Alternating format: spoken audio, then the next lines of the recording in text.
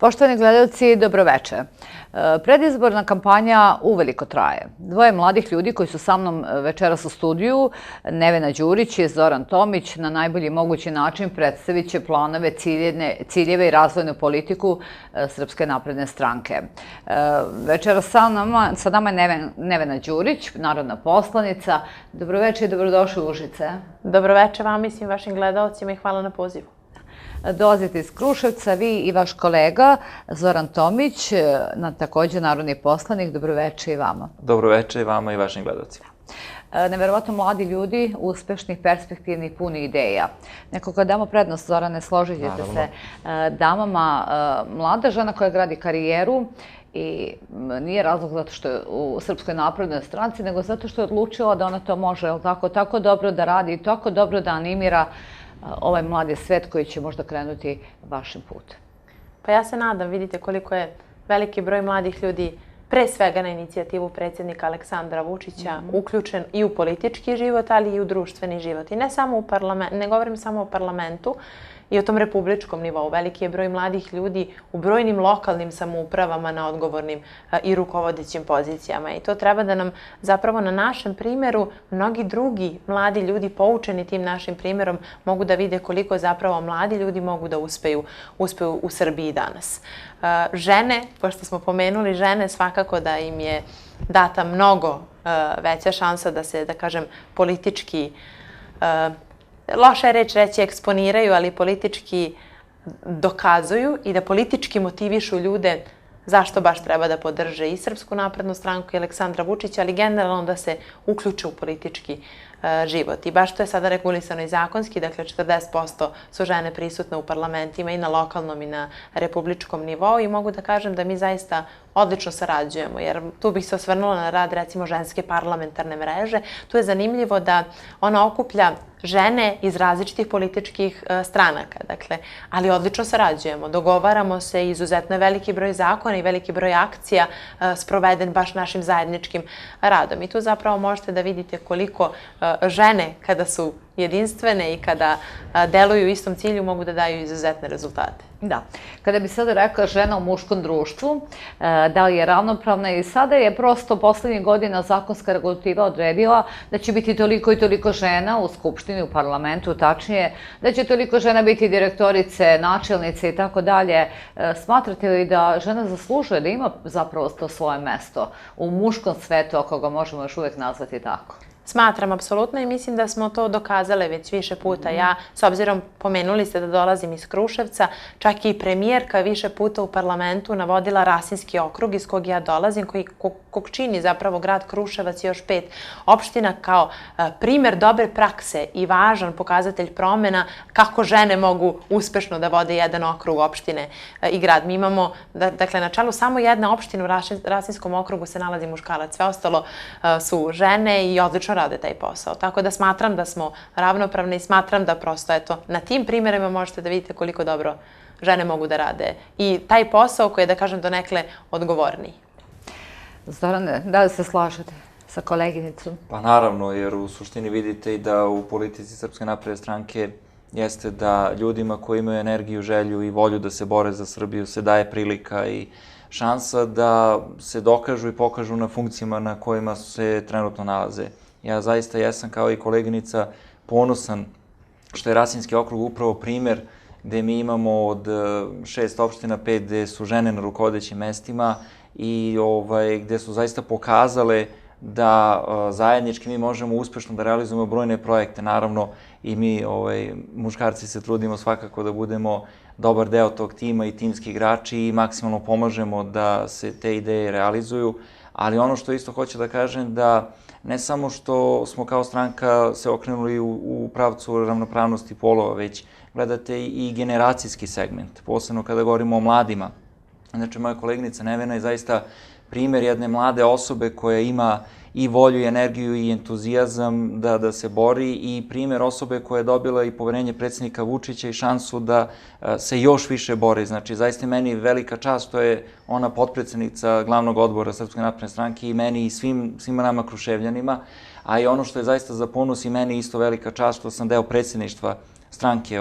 Znate da smo posle posljednje stranačke skupštine zaista veliki broj mladih ljudi uključili i u predsjedništvo, a još veći broj mladih ljudi u glavni odbor. I Srpska napredna stranka je jedina stranka, ne samo u Srbiji, već i u regionu, koja je na delima pokazala da mladim ljudima koji su željni da se dokazuju, da se bore, pružila tu šansu i ne samo pružila šansu, već i podršku da kroz kontinuiranu edukaciju i usavršavanje mogu da daju svoj maksimum i doprinos kroz rad Akademije mladih lidera na kojima smo koleginica i Nevena i ja bili polaznici, koja se realizuje od strane Fondacije za srpski narod i državu, kroz, da kažemo, pored teorijskih predavanja i praktičnih, da kažemo, treninga koje smo imali i ono što je jako bitno da još veći broj mladih ljudi i na lokalima, u odborničkim klupama i kao deo izvršne vlasti su dobili tu priliku i ponosan sam što dolazim iz grada gde imamo i mladog zamenika gradonačelnika, gde imamo mlad tim pomoćnika gradonačelnice gospođe Jasmine, koji zaista rade fantastičan posao i to vidimo i po brojnim projektima koji se realizuju. Istraživanje pokazuju da mladi svet najređe izlazi na izbore, da ih u principu to negde ne interesuje politika, ne uključuje se u politički život, a govori se i piše sve vreme o tome da su oni dobili vrednosti 100 evra pre nekoliko dana otprilike i da će tu istu sumu novca dobiti posle izbora. Kako je vaše mišljenje? Mislim, ono kada kažemo svuda penzionerima se daje 20.000, mladom svetu 12.000, to jeste suma novca koja će vam pomoći u datim trenucima, ali kako je objasniti? Mi smo dokazali svojim delima da Srpska napredna stranka i politika koju vodi predsjednik Aleksandar Vučić podjednako brine o svim građanima Srbije u pravom smislu te reči. Nismo kao pripadnici bivšeg žutog tajkunskog režima koji su samo gledali kako svoje lične interese da zadovolje, kako da nakon izbora međusobno podele funkcije ministarske, jer oni su se borili za ministarske funkcije, nisu se borili za građane. Mi radimo u interesu građana, radimo u interesu da njima bude bolje i naravno nakon konsolidacije financije 2014. godine mi danas imamo dovoljno sredstava da možemo da kreiramo i pakete mera pomoći i podrške građanima, posebno u periodima kao što je bila pandemija korona krize. Znači, ne samo što smo uspeli prvi da obezbedimo dovoljne količine vakcina koje smo čak donirali i susednim zemljama, da smo izgradili 3 COVID bolnice, da gradimo fabriku za proizvodnju vakcina Sinopharm, a da se Sputnik V već proizvodi u Srbiji. Mi smo uspeli da izdvojimo dovoljno novca da se pomogne svakom građaninu u ovom teškom periodu, posebno privredi. Pa znate, pošto ste poznati kao turistički kraj u Srbiji, koliko je ta pomoć od minimalne zarade značila hotelijerima, ugostiteljima i turističkim agencijama. Naravno, i druge kompanije koje su želene mogli su da se prijave za te pakete pomoći. Onda 100 evra koje smo davali svakom punoletnom građaninu su značili jer taj novac je opet ulazi u privredne tokove, pa ste vi taj novac ili trošili, ili ste kupovali, ili u krajnjem slučaju ste stavili na štednju koja se opet koristila kasnije u finansijskom sektoru. Onda imate pomoć, naravno, našim dragim penzionerima koji su najveći teret podneli 2014. godine. Naravno da im nije bilo lako ni u periodu korona krize, ali smo i njima na neki način finansijski pomogli i tu su naravno mladi uzrasta od 16 do nepunih 30 godina. Ja mislim da je to možda prvi put u modernoj istoriji Srbije da je neko obratio pažnju na te mlade ljude, a i data im je znači ta pomoć od 100 evra i bit će ponovo u junu mesecu nakon izbora. Imate naravno zlonamerne komentare opozicije koja nema ni program, ni viziju, ni strategiju i odmah su krenuli da pričaju pa da, vi kupujete glasove. Prvo, gospodo, ljudi glasaju od 18 godina pa nadalje. Onda želite da kažete mi pokušamo da kupimo poverenje dece od 16 i 17 godina, što je naravno glupost.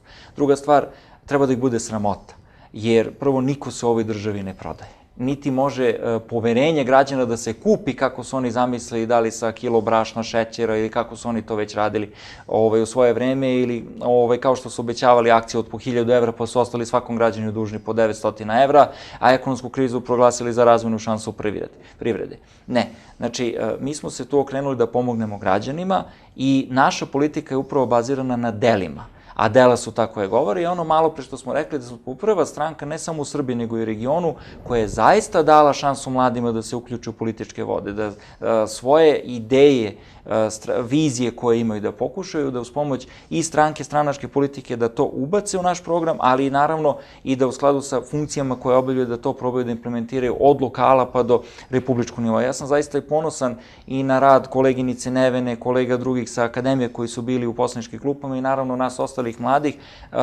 da smo dali taj neki skroman doprinos i kroz rasprave u skupštinskim klupama, rad poslaničkih kancelarija i tako dalje.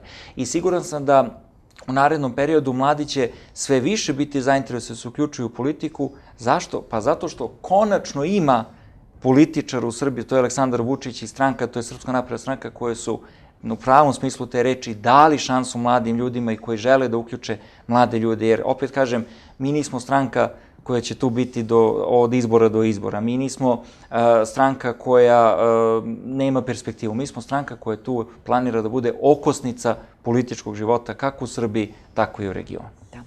Izgleda kao, znate, kada prave ljudi strategiju za 10, 20 i 30 godina, da li su to ljudi kojima se veruje, Nevena? Pa, apsolutno. I to pokazuje naš program Srbija do 2025. godine, a već smo izašli sa novim programom do 2030. godine. I kao što je kolega rekao, Srpska napredna stranka se ne vodi politiku do izbora ili do 3. aprila. Mi imamo dugoročne planove. Prosto sve ono što radimo, radimo i planiramo na duge staze. Cilj politike Srpske napredne stranke Aleksandra Vučića jeste da prosečna plata u Srbiji do kraja 2026. godine bude 1000 evra, a prosečna penzija 500 evra. Kao i ova povećanja koja smo imali do sada i o kojima smo do sada govorili, dakle nisu bile samo puste reči. Konkretno smo to sproveli u delo. Ako smo najavili neko povećanje plate ili penzije, zaista je došlo do tog povećanja. Sa druge strane, ja moram da se osvrnem, kada sam se već dotakla teme plata i penzija, na penzije, koje ne samo da rastu, to je neminovno da rastu i to pokazuju i iznosi koje naši najstariji sugrađani primaju, ali danas oni u dinar i u dan mogu da budu sigurni da će im biti isplaćena penzija. U periodu do 2012. godine nisu znali ni kada će primiti, ni koliko, ni da li će uopšte primiti penziju. Dakle, penzije ne samo da su veće, danas su penzije sigurne, što je zaista veliki pokazatelj da Srbija ide u jednom dobrom smeru. Sa druge strane, sve ovo što se radi širom Srbije, dakle, kao što je kolega rekao, i naš slogan jeste dela govore. I želimo da umesto, kao što naši politički protivnici samo govore, mi želimo da o tome kako Srpska napredna stranka vodi i sprovodi svoju politiku govore sva dela i svi rezultati i sve ono što smo do sada uradili. A vi vidite, evo sada mi dok smo putovali iz Kruševca do Užica, koliko toga smo usput sreli što je rezultat rada Aleksandra Vučića i Srpske napredne stranke. A često smo aktivni na terenu, putujemo po Srbiji. Pa i vi sami kad krenete, dakle od severa do juga, od istoka do zapada, vi se vozite onim putevima koje je izgradio Aleksandar Vučić. Usput nailazite na brojne fabrike koje on, a lično ih je otvorio preko 250 širom Srbije. Dakle, moramo da stvaramo jednu širu sliku koliko zapravo Srbija napreduje na svim poljima. U prilog tome, u velikoj meri govori i priliv direktnih stranih investicija, dakle 4 milijarde. Da bi građanima bilo jasno šta to zapravo znači, jer sad kad ja iznesem taj podatak, ljudi često i nisu svesni koliko je to velika stvar. Jeste, šta je to 4 milijarde i šta to znači kao direktne strane investicije, čemu to zapravo služi? Pa to su nove fabrike, a to znači nova radna mesta i bolji životni standard za naše građane. A to je smisao politike Srpske napredne stranke. Dakle, mi slušamo ljude i delujemo u skladu sa tim šta čujemo praktično od naroda. Dakle, njih osluškujemo njihove potrebe, od njih čujemo šta je to dobro što mi zapravo radimo, a šta je to što nije dovoljno dobro i na čemu bi trebalo dodatno da radimo. I u skladu sa tim delujemo. Za razliku od naših ja moram to tako da kažem, od svih onih tajkuna koji su opustošili Srbiju. I zaista je prava reč tajkun, jer znate, ako neko provede 4 godine, koliko je trajanje jednog, recimo, mandata na mestu gradonačelnika, a prihoduje toliko novca, i to prihoduje tolike svote novca u periodu dok se država gasi i kopni, a on buja i cveta i na njegovim računima se nalazi sve veći broj nula, pa dakle, zapravo, čiji je to novac? To je jako bitno da građani Republike Srbije znaju. To mora da bude njihov novac. Čiji je taj novac?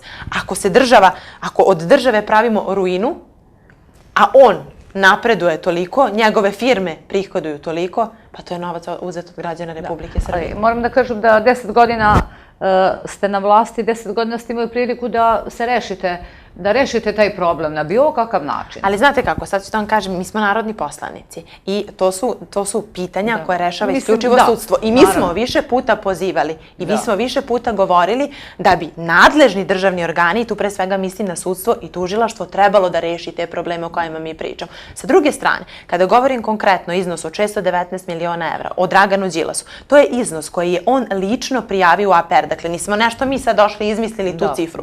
Dakle, to je on lično prijavio prijavio kao prihod, potpisao i predao u APR. Srećom pa je sada usvojen i zakon o poreklu imovine koji je, da kažem, isto zbog obstrukcije u prethodnim sazivima parlamenta nije do sada usvojen. Sada smo usvojili taj zakon gde će se ispitivati kako i na koji način su ne samo političari, nego svi ljudi kod kojih postoji potreba da se ispita kako i na koji način su stekli tu imovinu, bit će ispitana. A on je više puta, i to ste imali prilike da vidite, kad god su vaše kolege postavile pitanje da on obrazloži na koji način je stekao, odakle toliki novac, nijednog trenutka mi nismo dobili odgovor na to pitanje. Što vam zapravo pokazuje da odgovora nema. Kako da izađe pred građani Republike Srbije i da kaže, pa znate, to je vaš novac, uzeli smo u ono vreme dok smo vas ostavljali bez posla. Koliko je tada fabrika zatvoreno? Znači, moramo to su strašne cifre. 500.000 ljudi je ostalo bez posla, direktno. Indirektno je to bar još 3 puta toliko. Koliko je tu dece ostalo na ulici bez parčeta hleba, bez budućnosti, bez šanse da se školuje jer mu roditelji nemaju posla.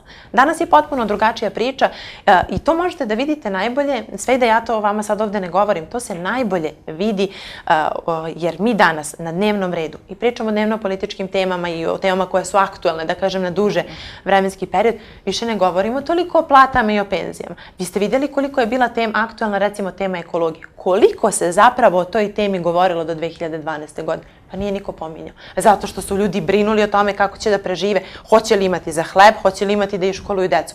Danas takvih problema nemaju. U velikoj većini nemaju. Svakako da ne žive svi sjajno i mi smo toga svesni. Zato i radimo, da kažem, i na povećanju i na plate i na penzije, zato i dovodimo, trudimo se da dovedemo što veći broj investitora da bi naši ljudi imali posla u svojoj državi i da bi ostajali da ovde grade svoju budućnost. Hvala vam. Evo, prosto kada pričamo o najstarijim, to su naši penzioneri, naši očevi, bake i deke, ne znamo koliko njihov glas dopire do vrha, zapravo njihov problem gorući jeste male penzije. Oni ljudi koji imaju najmanje penzije, evo jednog dobrog primjera okruženja ljudi kada svakodnevno slušate, da imaju, to su porodične penzije, 12, 13, 15, 17 hiljada. Ono što oni apeluju i bore se jeste da to se njima poveća penzija. Znate, kad neko ima 80 i 100 hiljada, njemu i ne znači puno, 5%, ali najsiromašniji su najugroženiji stanovnici naše zemlje, a to su penzioneri. Da, ali ono što je bitno da napomenemo da u periodu pre 2012. godine vi ste imali, nažalost, situaciju da su tadašnji žuti tajkuni pokušavali da manipulišu penzionerima, pa se sećate brojnih povećanja koje su im davali, ali su davali neposredno pred izbore. Baš ono što kaže profesor Atlagić, gle čuda, pred izbore i nisu vodili računa da li je taj sistem funkcionisanja sistema održiv. Znate, onda smo morali prosto 2014. godine da imamo takve reforme gde smo vršili konsolidaciju našeg finansijskog sistema da bismo mogli da obezbedimo sutra dan isplatu tih penzija. Danas mi imamo švajcarsku formulu koja je usvojena, na osnovu kojeg se tačno proračunava u skladu i sa kretanjem inflacije, sa kretanjem cena osnovnih namirnica i sa kretanjem drugih parametara, kako trebaju te penzije da se povećavaju i da rastu. Naravno, opet kažem, tu su i drugi neki sistemi i mere i programi koje država ima, kojima pomaže najugroženijem stanovništvu, ljudima sa nekim, da kažemo, tim najnižim penzijama, sa najnižim primanjima, za razliku od prethodnog perioda kada taj socijalni deo uopšte nije bio važan prethodnom režimu koji je tu bio. Ja kažem, njima je u fokusu samo bilo kako će taj plen da podele. I onda imate sada situaciju da pokušavaju i tim ljudima da manipulišu, gde im obećavaju, ne znam, da će dati neke garantovane iznose, da penzija neće biti ispod te cifre i tako da je. Znate, to kada slušate deluje ovako poprilično primamljivo i odlično hvata. Ali u jednom trenutku se ne trude da obrazlože kako taj sistem treba da funkcioniše. Kao kada izađe Dragan Đilas i kaže mi ćemo lekarima dati 1000 evra prosečnu platu. Druškane moj, ako si tako dobar mašinski mozak kao što pokazuješ, što nisi dao 1000 evra prosečnu platu dok si bio na čelu Srbije, na čelu Demokratske stranke koja je vladala Srbijom. Odnosno ne na čelu, nego si bio u tom predsjedništvu, odnosno u vrhu te stranke. Nego si se sad setio. A setio si se zato što, gle čuda, pa plate lekarima su zaista premašile cifru od 1000 evra. Danas imate situaciju da su i mladi studenti zapošljeni da rade u našem zdravstvenom sistemu, jer postoji potreba, izgrađeni su brojni kapaciteti i, kažemo, 3 COVID bolnice, klinički centar u Beogradu je otvoren, klinički centar Niš je napravljen i ovde u Užicu. Ponosite se prosto vašim zdravstvenim sistemom i zdravstvenim centrom koji tu postoji i ići će nove investicije kada je u pitanju zdravstvo. Država danas mlade i sposobne ljude zapošljava i zadržava u naš sistem i našu državu da opstanu. Tako da, i kada su u pitanju, da kažemo, i penzioneri, mi smo apsolutno otvoreni da čujemo sve te probleme, što i apsolutno i radimo. Sagledavamo široku sliku kako te probleme rešiti i ne izlazimo, da kažemo, sa nekim rešenjima koji su populistički, kao što su prethodnici radili, već se radimo na tome da se napravi stabilan i održiv sistem u budućnosti. A svakako da i u narednom periodu se očekuje naravno i brojne i druge promene kada je u pitanju penzioni sistem, ali opet kažem, kada gledamo i zarade koje rastu, kada gledamo broj zaposlenih ljudi koji rastu, to nam opet govori da te penzije koje se dobijaju su stabilne i da ima uvek prostora da se one prilagođavaju potrebama građana. Tako da, apsolutno, oni ne trebaju da brinu. U ljudima koji su ispred Srpske napredne stranke i Aleksandru Vučiću imaju partnera koji će apsolutno raditi na rešavanju, da kažemo, tih problema i čuti njihove zahteve, ali naravno i reći onako kako jeste, bez okolišanja, šta je to što možemo da učinimo, a šta je to što ne možemo. Da, to je kada kažemo 12.000 dinara na mesečnom nivou, nešto što nije vredno dostojno ljudskog života. O tome pričamo i to je problematika, boga mi, velikog broja penzionera. Ali dobro, mi se vraćamo mladoj populaciji. Mlada populacija kada vidi vas dvoje, može, a ima, recimo, afiniteta da se bavi politikom, ne samo politikom, da se bavi nekim privrednim temama, sociološkim. Da li to može da im bude vetar u leđa akademija koja je otvorila vrata na neki način, edukativna je, ili oni mogu da iskoriste svoju priliku i svoje kapacitete sa dobrim idejama u vašoj stranci? Apsolutno. I tu moram da napomenem da je sve to oformljeno na inicijativu predsjednika Aleksandra Vučića. Jer znate, mnoge političke partije su i pre Srpske napredne stranke govorile o tome kako je potrebno malo osvežiti kadar, dovesti neku novu energiju i nove ideje, ali niko nije preduzeo ništa konkretno u tom cilju. Do Aleksandra Vučića. I za većinu nas je zaista za neko ozbiljnije bavljenje politikom bila ta inicijalna kapisla zapravo Akademija za mlade lidere Srpske napredne stranke. Aleksandar Vučić nas stvarno konstantno bodri. Ne samo kroz akademiju koji, da kažem, oformljeno je to na njegovu ideju za one mlade ljude koji žele da rade na sebi, da uče, da se edukuju, da se obrazuju, pa da se sutradan, da kažem, oprobaju u onim oblastima koje su njima zanimljiva, interesantna, primamljiva i koja im leže. Dakle, nisu to ljudi koji će se isključivo baviti politikom, kao što i na tim predavanjima nisu bile isključivo političke teme i nisu nam predavači bili ljudi iz sveta politike, dakle, iz sveta ekonomije, iz sveta medija, dakle, jedan širok...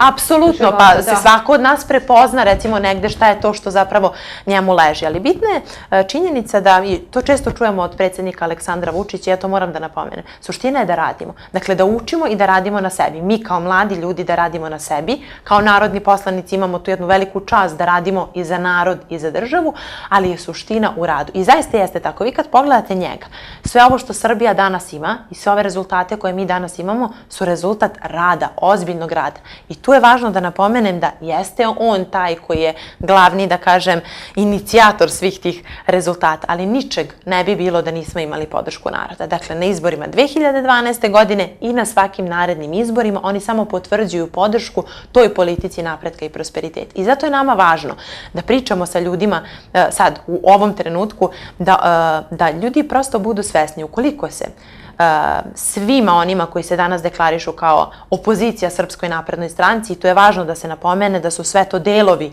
Demokratske stranke i ostaci onoga što se nekada zvalo Demokratska stranka, ali su se sada samo drugačije grupisali, imaju neke drugačije nazive. Bitno je da napomenem, pošto se deklarišu sami kao nekakva nova lica na političkoj sceni Srbije, ja ne znam kakvo je to novo lice koje mi već viđamo 20 godina.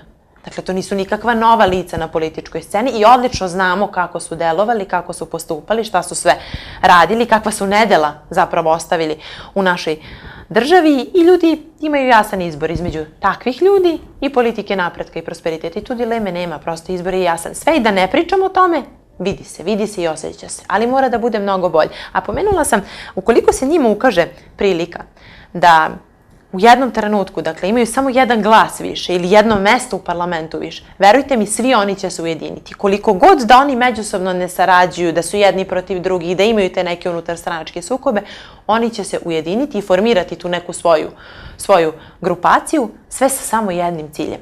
Nije cilj sigurno ni da ta penzija koja je mala bude veća, ni da neka plata bude veća, to nikako nije cilj. Cilj je srušiti Vučića. Oni, Aleksandra Vučića i Srpsku naprednu stranku, ne mogu da sruše radom i rezultatima. Radi rezultate nemaju. Kada ste vi videli da su oni izašli sa nekim konkretnim programom i rekli mi ćemo ovo ovako, ovako, ovako i ovako uraditi? Ne, njihov plan i program se svodi na to, na laži, na spinovanje, na priče, na napade i na mržnju. Videli ste koliko su, ja to moram da pomenem, kakvi su sve komentari upućeni predsjedniku, njegovoj porodici, ali i svima nama koji na bilo koji način podržavamo politiku Srpske napredne stranke Aleksandra Vučića. Dakle, to je smisao njihove politike. Sa druge strane, katastrofa je to što nude politiku rušenja. Dakle, oni kad krenu širom Srbije, oni vide rezultate i vide neka konkretna dela. I žele to da sruše. Onako kako su želeli da sruše ili izmeste spomenik Stefanu Nemanji. Pa ne može Srbija da bude krug Beograda ili krug Dvojke, najuži centar grada. Dakle, Srbija je i Subotica, Srbija je i Požega, i Užice, i Kruševac, i Bor, i sve Srbije. I podjednako mora da se ulaže u svaki kraj. I to je ono na što treba da budemo ponosni. Da se ravnomerno razvijaju svi krajevi Srbije i da se ravnomerno ulaže i u gradovima i na selu. A ne da se vodimo time da sve ono što je dobro i što je urađeno i što mi vidimo prosto da je lepo. Kad prođete sad pored spomenika, kad prođete pored Beograda na vodi, vi vidite da to zaista izuzetno lepo izgleda. A oni žele sve to da sruše ili eventualno da negde izmeste. Mislim, koji je tu smisao politike? Da, recimo, zašto takav, da nećemo reći, evo da kažemo, zašto takav antagonizam? Mislim, rad je radi. Svako ko uradi nešto jako je dobro, pohvalno je, ma koja to opcija bila, je li tako? I sve vreme se tu negde pominje bivša vlast, sadašnja vlast, odakle toliko antagonizma prosto se uvoči među ljude. Onda deli ljude. Imate onu Srbiju koja se zove urbana, kao i gradovi, urbani ljudi i ruralni ljudi. Urbani kažu da su... Toga ne sme da bude, apsolutno. Toga ne sme da bude i to je ono za što se mi zalažemo. Dakle, da ne bude bitno da li ti dolaziš sa sela ili živiš u centru bilo kog grada. Da prosto svi imaju jednake šanse. I za napredak mladi ljudi, za razvoj, za učenje, za usavršavanje i za ostanak u svojoj zemlji. I vi sad kad vidite, kad prođete brojnim autoputevima, dakle ne prolaze oni svi kroz centar grada, čak i ne prolaze kroz centar grada. Širom, duž tih autoputeva vi možete da vidite fabrike. I šta je veći ponos nego kad znate da u toj fabrici, recimo, radi neko od članova vaše porodice. To je ono što je suština. Nikako te podele nisu dobre, ali je potrebno da podsjećamo na period kako smo živeli do 2012. godine, a kako živimo danas. Da se zapravo vidi pomak. I ono što je jako bitno, ne izlazimo pred građane sa nekim marketinškim pričama. Uradit ćemo to i to do izbora i nakon toga ne bude ništa. Pa pogledajte, evo za nas recimo konkretno ovde, i nije toliko značajan beogradski metro. Ko od nas ode u Beograd da se time provozi. Ali to je nešto o čemu se priča 7 decenija. I bit će urađeno sada. Pa zar ne treba to svima nama da bude za ponos što se nešto gradi? Iako nismo možda direktno uključeni u čitavu tu priču i nećemo toliko koristiti objektivno kao što će to koristiti Beograđani.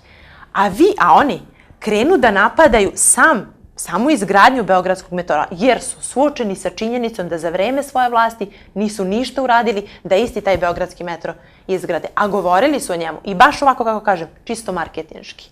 I postoje dokazi gde oni kažu to ćemo provući marketinški, iako znamo da od toga realno ne postoje realne šanse da se to zaista desi. Zorane, matematičar ste, je li tako? Ne, ja sam matematičar. Pardon, izvini, ekonomista. Zapravo, koliko afiniteta imate prema privredi? Da li postoji mogućnost na bilo koji način pomognete svom gradu, da pomognete svoje zemlji? Naravno, znate kako, ja sam u prethodnom sazivu bio član odbora za privredu, turizam, regionalni razvoj, energetiku. I zaista je bila čast raditi u tom odboru jer smo prvo imali prilike da se upoznamo sa svim rezultatima. Iskustveno je svakako, jel da? Naravno, jer imate priliku da se upoznate i sa rezultatima rada Ministarstva privrede, imate priliku da razgovarate sa privrednicima, da čujete njihove ideje i inicijative. I ono što smo se trudili jeste da kroz ta studijska putovanja koje smo imali po Srbiji, jer smo, znate kako, vi imate mogućnost da držite sednice u sedištu i van sedišta. Mi smo imali sednicu, konkretno u tom odboru, van sedišta, koja je održana angažovana u Kladovu. Mi smo prilike da se upoznamo sa funkcionisanjem Đerdapa, funkcionisanjem opštine Kladovo, da razgovaramo sa privrednicima, da pričamo i o turističkim potencijalima, ali ne samo te opštine, već čitavog dela istočne Srbije. I to je neka praksa koja će sigurno nastaviti i dalje.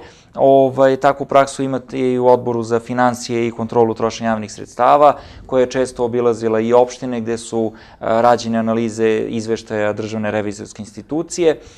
I ono što je jako bitno, da kroz tu saradnju mi možemo da dobijemo važne inpute ili informacije koje kasnije uobličimo kroz zakone ili odluke koje će doprineti da, na primjer, kroz ove mere koje smo imali za pomoć i podršku privrede ili za realizaciju nekih projekata, da unapredimo sam privredni ambijent, da pokažemo koliko se Srbija promenila, koliko je napredovala i naravno mi kao zakonodavno telo smo na neki način i nadzor rada izvršnih organa, odnosno ministarstva. Tako da smo tu imali, kažem, priliku i da vidimo šta je to što se sugeriše od strane privrednika prema ministarstvu, šta je to što ministarstvo može da radi ili koji su planovi. To je ta dvosmerna komunikacija. Upravo to. I to je nešto što je možda i nedostajalo u tom prethodnom periodu i kada ste spomenuli malo pre podele. Ja želim da kažem da upravo, vidite, ovo je primer kako do tih podela neće biti, jer su svi zapravo uključeni, svi građani su imali pravo da prisustvuju tim sednicama i ono što je jako bitno, sednice Narodne skupštine tih odbora se prenose putem društvenih mreža, YouTube kanala Narodne skupštine, znači transparentnost u radu je na visokom nivou, što ne može da se kaže za pripadnike bivšeg režima, prosto moramo tako da kažemo, jer prosto jedno pravimo paralelu šta su oni radili sa Srbijom, a šta je to što smo mi odradili i šta je to što mi nudimo. Poljoprivreda vam je velika razvojna šansa i za Srbiju, i za, vidite, posebno sada u ovom periodu, koliko je bitno da obezbedite dovoljne količine hrane i drugih resursa za građane. Da, za to se uvek brinemo, je li tako? Da li ćemo mi imati dovoljno hrane u budućnosti? Oni nisu ulagali dovoljno sredstava ni u poljoprivredu, nisu ih interesovali poljoprivrednici, gasili su sve što je moglo, pa setimo se samo sa PKB-om šta su odradili, koliko je to njima bio plen, a ne nešto što je važno za Srbiju, IMT, Rakovica i tako dalje. Mi smo upravo u ovom periodu uspeli da spasimo IMT, gde je došao investitor koji je pokrenuo ponovo proizvodnju i ponovo imate taj brand IMT traktora koji se nude.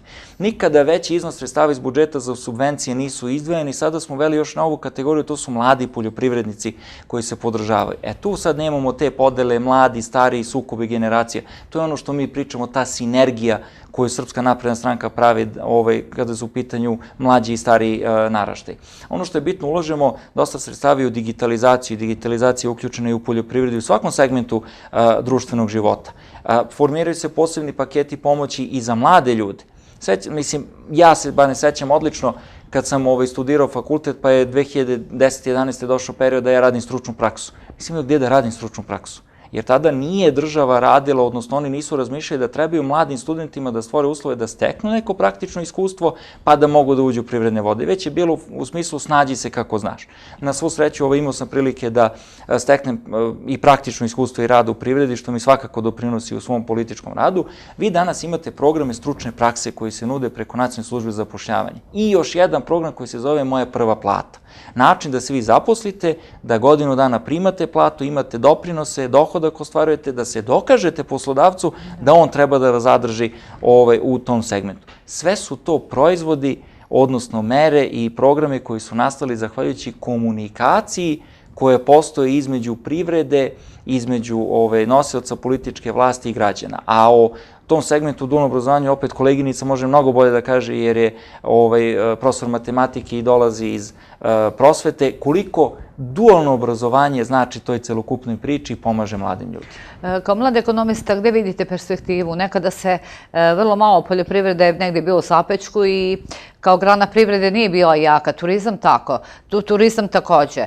Šta je to što može da bude dobra budućnost Srbije? Pa verujte, vi nemate sada više segment u kome ne možete da kažete da nije dobra budućnost Srbije. Poljoprivreda, kažem, izdvojaju se značajne sredstva za subvencionisanje, za uvođenje savremenih tehnologija u proizvodnji, za uvođenje plastenika. Država radi na tome da se radi, jedan od najvećih problema, to vam je usitnjenost parcela, da se radi na ukrupnjavanju parcela, daju se podrške značajne poljoprivrednim gazdinstvima da razviju svoju proizvodnju, a preko Privredne komore učešće na sajmovima regionalnog karaktera, opet o čemu može i koleginica bolje da priča jer je radila u Privrednoj komori, koliko je to značajno da se pomaže i poljoprivrednicima i drugim ljudima u privredi. IT sektor je svakako budućnost, mladi ljudi se sve više tu uključuju. Nekada IT sektor bila statistička greška u našem bruto domaćem proizvodu, danas daje značajni doprinos rastu našeg bruto domaćeg proizvoda. Podsjetit ću vaše gledalce da je prethodna godina završena sa realnom stopom rasta od 7,5%, što je bila jedna od najvećih stopa rasta u Evropi. I pored tog segmenta imate i male i srednje preduzeće u koje se ulaže, industrija koja se razvija, izgrađene naučno-tehnološke parkove, povezivanje nauke sa privredom. Znači, zaista nema tog segmenta u kojem možemo da kažemo da Srbija nema perspektivu, a ima perspektivu zato što u državi danas svi ti privredni subjekti imaju partnera, a ne da kažemo možda protivnika ili nemog posmatrača koji je bio do pre 2012. godine. Hvala vam. Matematika je, kažu, osnova svega, je li tako, osnova nauka, od nje krećemo sve. Bez nje ne bi ništa ni postojalo, svakako. To je činjenično stanje. Evo, radili ste, imate to iskustvo u prosveti, imate iskustvo iz Privredne komore. Ono što jeste u poslednje vreme, Srbija je puna menadžera, Srbiji treba zanatlija, zanat je postao zlatan vredan. Kako radite to? To su jako dobre plate. Kada pogledate obzir da jedan vodoinstalater ima mnogo veću platu nego zaposleni, ili tako, nego u javnom sektoru, onda vidite da vam nedostaje to kadra. Apsolutno. I predsjednik je više puta izlazio i pričao o tome kako zaista nama nedostaje kadar i to rešavamo, da kažem.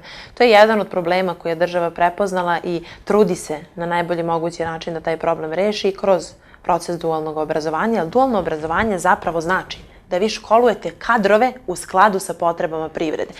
Sistem funkcioniše tako da se privreda anketira, dakle pita se privreda koji su to kadrovi njoj potrebni da bi se, recimo, u toj školskoj godini upisali baš ti obrazovni profili. Ono što je jako važno, to je jako kvalitetan način obrazovanja, jer ti učenici deo svog školovanja provode u učionici, dakle uz teorijsku nastavu, a deo kroz praktičan rad u firmama, u kompanijama u kojima mnogi od njih po završetku školovanja ostaju da rade i imaju, kao što ste i vi pomenuli, izuzetne plate. Dakle, to je taj problem sa radnom snagom koji se rešava kroz taj proces dualnog obrazovanja. Sa druge strane, moram da se složim sa vama da je zaista matematika nešto što nam je prisutno svuda, apsolutno uključeno.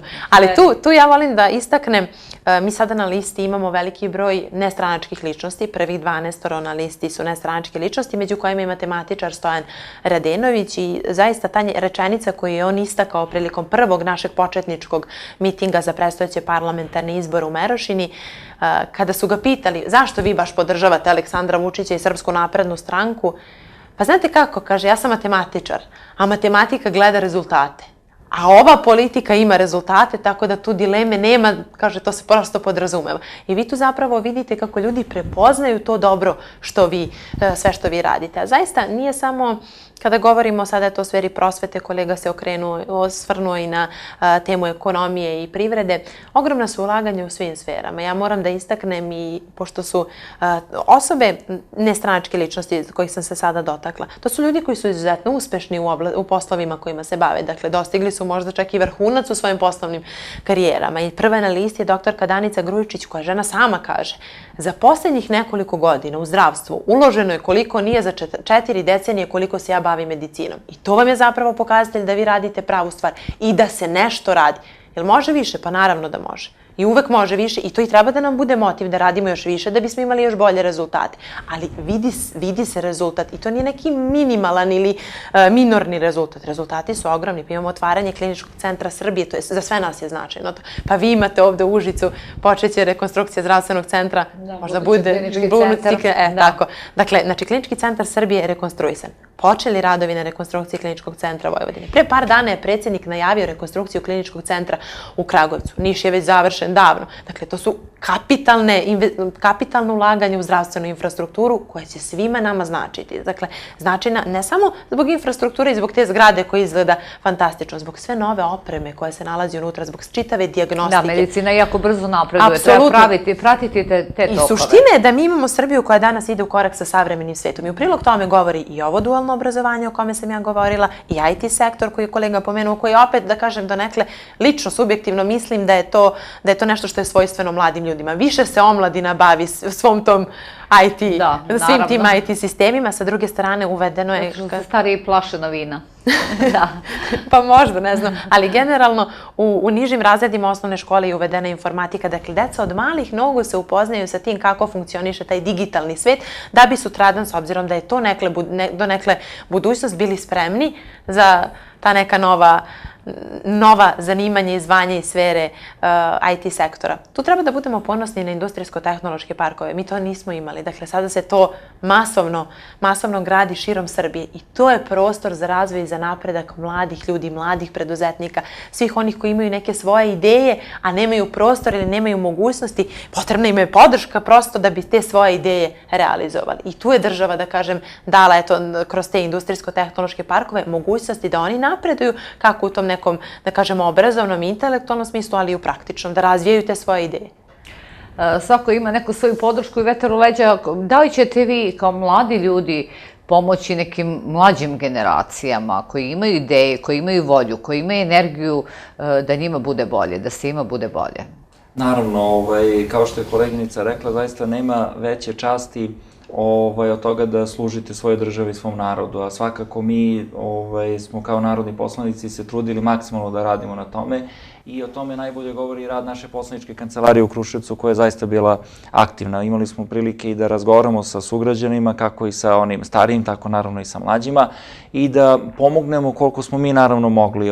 Ako ništa drugo, barem da ih usmerimo gde mogu da se obrate, gde da reše problem. Imali smo čak i ljude koji su nadolazili sa nekim svojim poslovnim idejama koje bi možda sutradan realizovali. Nam je bilo zaista zadovoljstvo da ih usmerimo na ta prava vrata. Ono što je meni zaista za ponos, obzirom da sam asistent na Poljoprivrednom fakultetu u Kruševcu, da mladi ljudi, ti studenti sa kojima ima prilike da budemo u komunikaciji dok realizujemo vežbe iz ekonomskih predmeta, da pokazuju taj entuzijazam, da pokazuju tu želju sve više svakog dana. Zašto? Pa zato što im je stvoren ambijent u kome mogu da te ideje sutradan realizuju. Stvoreni su programi preko kojih mogu da dobiju finansijsku podršku, da studentske organizacije i parlamenti budu aktivni, da oni još kao studenti mogu da krenu možda da osnovaju svoje firme, posebno to IT sektoru važi i da po završetku studije, dobijanja diplome, ta firma već bude možda i brendirana i dobrostojeća. Tako da, siguran sam da jedna od misija na kojoj ćemo biti i u narednom sazivu parlamenta jeste kako da taj ambijent za mlade ljude učinimo još bolje, a vidjet ćete povratne informacije svega toga, bit će vam i jeste već veća zainteresovanost ljudi i što se vraćaju u Srbiju, što je naučna istraživanja pokazuju po završetku studija, vraćaju se u Srbiju, formiraju porodice, ali to što još više žele da se uključe kroz svoje ideje i vizije u realizaciju programa. Opet kažem, javna slušanja koje su organizovane u Skupštini od strane nadležnih odbora, imali su ljudi mogućnosti da prate i online putem i mogli su da vide veliki broj mladih ljudi koji su se uključili upravo da direktno učestvuju u te rasprave, kako je to važilo i za segment privrede, tako je važilo i u domenu kada smo radili izmene Ustava u domenu pravosuđa. Oboje ste odlučili da ostanete u svojoj zemlji. Preporuka za mladi svet. Svakako da. Kako i vidite zapravo Srbiju za 5 godina? Matematičar ste, verujete u izbornu pobedu ovoga puta? Svakako da verujem u izbornu pobedu i verujem da ćemo ostvariti sve ono što smo predvideli. Ja se nadam da ćemo uskoro, kako vreme odviče, kroz taj neki period koji ste vi pomenuli od 5 godina, i sigurna sam u to imati još neke nove projekte i nove ideje na kojima ćemo raditi da ih realizujemo. Mladi ljudi svakako treba da ostaju u svojoj zemlji i Srbija danas jeste i po brojnim istraživanjima, dakle istraživanja pokazuju da se mladi ljudi zaista vraćaju u Srbiju za razliku od onog perioda kad ste trbuhom za kruhom išli prosto po belom svetu jer ste bili prinuđeni na to. Danas Srbija jeste mesto za život i tu lepo, da kažem lepo i pouzdano mesto za život i moram da se osvrnem na sve, na taj jedan problem koji generalno imamo mi kao država, ali ima i čitava Evropa pa i svet i to je to pitanje demografije. Znate, kad se mladi ljudi odlučuju da ostanu u svojoj zemlji i da ovde zasnivaju porodicu, ima ta neka dva ključna momenta koja su najbitnija. To je finansijski moment svakako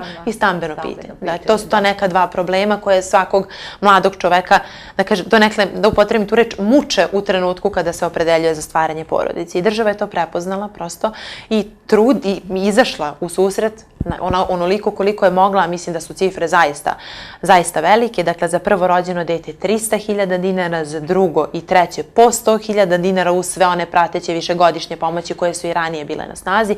Dakle, i sada je, sa početka emisije, vratila bih se na to, u fokusu su bile žene i mladi ljudi, daje se šansa mladim majkama da imaju nekretninu, da imaju stan na svoje ime. Dakle, država ih pomaže bespovratno, dakle, daje poklon praktično u iznosu do 20.000 evra, odnosno 20% od vrednosti nekretnine. I to je potpuno šira priča, opet, nebitno je da li, jer nemaju, većina mladih ljudi nije u mogućnosti da kupi tu nekretninu u kešu, zato je i potrebna pomoć. Dakle, ta pomoć se odnosi i na kupovinu nekretnine, na kredit. Dakle, prosto jedna šira priča da se maksimalno izađe u susret mladim ljudima koji žele i vide budućnost u svojoj zemlji. A kroz sve ove investicije o kojima smo pričali, kroz infrastrukturu, mi kad Srbiju umrežimo sa ovih 10 autoputeva i brzih saobraćajnica, pa svakako da će dolaziti firme u Srbiju, jer mi postajemo, da kažem, pouzdano i povoljna zemlja, da kažem, za ulaganje. Ali mora da ima ko da radi u tim fabrikama. Dakle, zato nam je potrebno da imamo budućnost i da radimo na tome, da kažem, da radimo, da rešavamo taj problem demografije i zato imamo ovakve mere podrške politici rađanja. Da, sve su potrebni ljudi zapravo. Pa jesu, da. I ove rezultate imamo zahvaljujući ljudima, pa taj autoput su gradili naši ljudi.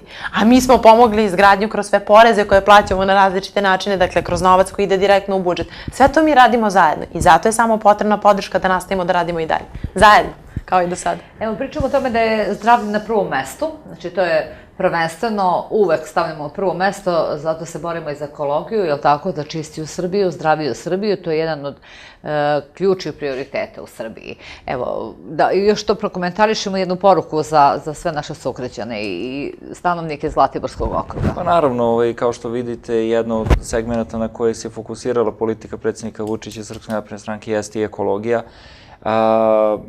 Nikad više sredstava se ne ulaže u rešavanje pitanja problematičnih izduvnih gasova, zato i predsjednik Vučić je predložio, kada su u pitanju termoelektrane, da se izgrade postrojenja za odsumporavanje. Ono što je jako bitno, danas imate sredstva koje se izdvajaju i za čišćenje divnih deponija i za, da kažemo, uvođenje u red i po najvećim standardima kada su u pitanju te regionalne deponije koje se formiraju. Jedna od njih će biti i kod nas u Kruševcu izgrađena, što je jako bitno za sve građane da se ne sekiraju.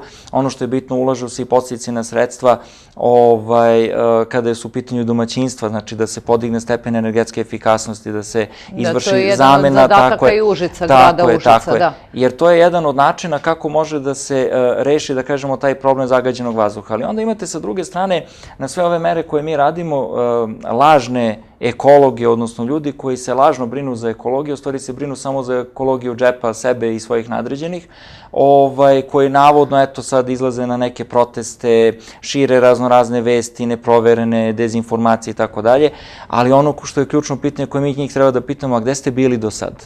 Šta ste uradili do 2012. godine? Jer problem zagađenja nije nešto što se naglo stvorilo ili odjednom se pojavilo. To je nešto što prati, nažalost, i razvoj, da kažemo, države. Vi u situaciji kada ste se borili da ljudima obezbedite egzistenciju, niste mogli toliko da razmišljate o ekologiji, jer je potrebno, kako ja kažem, napuniti stomake. Kada ste mirni i punih stomaka, možete razmišljati i o sportu, i o kulturi, i o obrazovanju, i naravno o ekologiji. I ono na što smo posebno ponosni, što i moja uvažena koleginica voli da istakne, mi imamo set ekoloških zakona koje smo po prvi put usvojili, među kojima je i zakon o zaštiti životne sredine i klimatskim promenama. Vi danas nemate ni jednu investiciju u Srbiji koja može da se realizuje, a da pre toga ne dobijete studiju o uticaju na životnu sredinu. To nije bila praksa ranije. Danas je upravo to jedan od bitnih elemenata koji će odlučiti da li neka investicija može da se realizuje ili ne. I opet kažem, i kada pričamo o ekonomiji, mi smo iz perioda radno intenzivne došli u razvoj ekonomije bazirane na znanju, gde se naše znanje vrednuje i ceni, pa smo i pred emisiju razgovarali o vašim industrijskim kapacitetima, gde imate inženjere koji bi bili možda mnogostruko više plaćeni u Nemačkoj, ali platu koju ovde primaju i životni standard kakav jeste zaista pokazuje da je najbolje ostati u Srbiji i to znanje ovde na neki način unovčiti i realizovati. I država je tu značajan partner. Kad govorimo o ekologiji, znamo da u vašem regionu treba da počne i sa izgradnjom fabrika za prečišćavanje otpadnih voda koja je važna i za Požegu, takođe i za Užice. To je isto jedan od značajnih doprinosa koje će dati podizanju kvaliteta naše životne sredine i zaštiti ekosistema. Mi u Kruševcu imamo najsavremeniju fabriku za prečišćavanje otpadnih voda koja je izgrađena, zahvaljujući kojoj smo proširili i mrežu kanalizacionog sistema. I onda čujemo priče, kako kažu, navodno, eto, neki će se buniti što se ta fabrika gradi. Pa izvinite, gospodo, zar je vama onda bolje rešenje da te fekalije otpad ide direktno u reke, kao što je išlo do sad?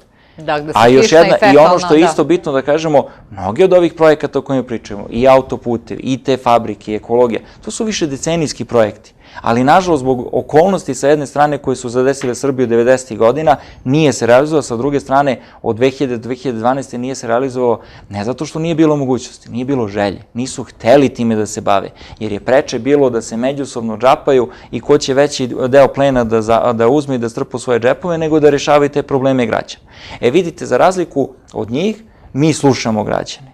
I mi znamo da je ekologija jedan od problema i videli ste i predsjednik Vučić koji se nije libio da izađe pred građane koji su bili zabrinuti kada je u pitanju i projekat Rio Tinta iskopavanja litijuma i urađeno ono kako je sa narodom dogovoreno. Bez obzira što, razumete, to jeste razvojna šansa za državu, a nećemo dozvoliti da ako nešto nije po volji građana ili se plaše da će nešto uticati na životnu sredinu, da se to realizuje. A ova ista opozicija koja je napadala taj projekat je svojevremeno do 2017. zagovarala da je to razvojna šansa Srbije, a gle čuda, isti ti su četvrte godine doveli Rio Tinto u Srbiju, 5., 6., 7. do 9., 10. davali im dozvole da se bave time čime su se bavili i niko se do tada nije bunio vezano za to. Razumete? Znači, tu je sad ono što kažemo, radimo analizu. Mi smo uz narod i kad je lepo i kad je teško. I da zajedno sa narodom dođemo do rešenja koji su u korist i za našu državu i za buduće generacije. A ne kao oni koji su gledali svoje sopstvene sitne interese, a narod su gledali samo kao biračku mašinu i videli ste i pričali smo penzionerima. Davali su im obećanja do izbora. Povećanja su davali do izbora bez obzira da li je to održivo ili ne. Evo, Nevena, za kraj emisije, uvek problemi su tu da se rešavaju svakako. Šta bi moglo bolje? Po vašem ličnom mišljenju, šta biste vi popravili u ovoj zemlji? To što bi dalo svima veću šansu i da niko nikada ne pomisli da ode iz zemlje. Dobro, migracija je bilo i uvek će biti, ali na koji način zaustaviti mladi svet? Da u pametu novčiti ovde, ako nisam to grubo rekao, novčiti je ovde. Pa svakako da u sve treba ulagati što više. I svesni smo da je dosta toga urađeno, ali mnogo toga nam tek predstoji. Zaista mnogo ozbiljnih i planova i programa i vizije jedne uspešne Srbije koju ima Srpska napredna stranka na čelu sa Aleksandrom Vučićem je nešto što će zapravo motivisati i biti jedan veliki znak mladim ljudima da ostanu u Srbiji. Kroz sve ovo što je urađeno pokazali smo da možemo i da se zaista trudimo da nam mladi ljudi ostaju u zemlji i da, kako ste vi rekli, unovče ovde svoju pamet, da ne idu nikuda po belom svetu. A sa druge strane, sigurna sam da će i na predstojećim izborima 3. aprila podržati Aleksandra Vučića i Srpsku naprednu stranku. Iz prostog jednog razloga. Dakle, za razliku od svih onih koji su, da kažemo, opozicija Srpskoj naprednoj stranci i koji samo govore, mi želimo da naša dela govore. Za razliku od njih, koji su svi ljudi koji dolaze iz prošlosti i nude nam samo prošlost, mi za naš mladi naraštaj, ali i za sve građane Republike Srbije, jer smo se osvrtali na to kako pomažemo i penzionere, dakle kako se ravnomerno ulaže u sve delove Srbije, jednu svetlu budućnost. I tu je izbor potpuno jasan. Niko od nas ne želi da se vrati u prošlost, svi želimo jednu bolju budućnost. Ali je zajedno gradimo i to je jako bitno. Samo zajedno možemo da ostvarimo sve to. I poslednje pitanje večeras za oboje, da li verujete u pobedu? Naravno da verujemo, apsolutno. I siguran sam da građani apsolutno veruju u pobedu Srpske napredne stranke, jer su to godinama od 2012. do danas pokazivali time što je podrška politici predsjednika Vučića sve više rasla. Ja mislim da apsolutno i da će 3. aprila pokazati maksimalnu tu podršku za boljitak Srbije, jer kao što je koleginica rekla, i do sada smo sve zajedno radili i u budućnosti ćemo zajedno sve uraditi. Slažete se za kolegu? Apsolutno. Hvala vam najlepše. Ima do izbora još nekih 20 i nešto dana i pred vama je puno aktivnosti. Pa puno sreće u radu. Hvala vam puno. Poštovani gledalci, hvala i vama na pažnji i ukazanom poverenju, a ja vam i dalje preporučujem program Televizije 5. Prijatno večer.